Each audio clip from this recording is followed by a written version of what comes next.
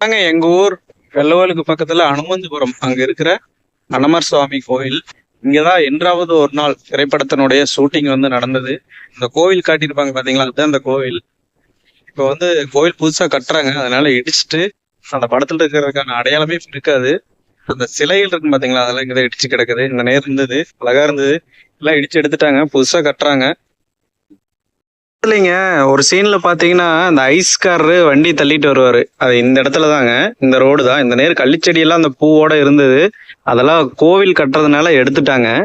பாத்தீங்கன்னா மதுரை வீரன் சுவாமி கோவிலுங்க. அதுக்கு பக்கத்துலயே பாத்தீங்கன்னா முனி இருக்கும், இங்கதான் கோழி எல்லாம் இருப்பாங்க.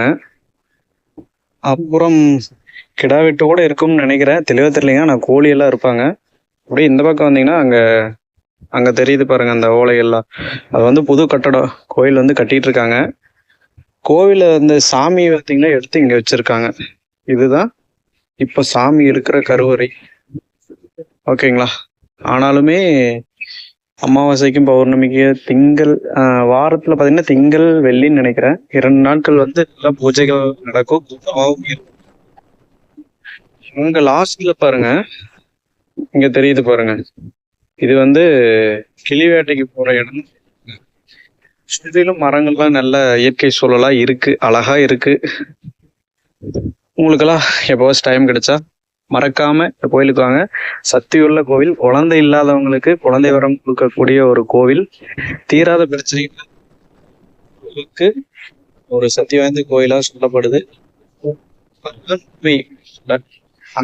ஒரு சிலை தெரியுது, அந்த ஒரு சிலை தான் இன்னும் அப்படியே விட்டு வச்சிருக்காங்க, மற்ற சிலைகள்லாம் இடிச்சிட்டாங்க.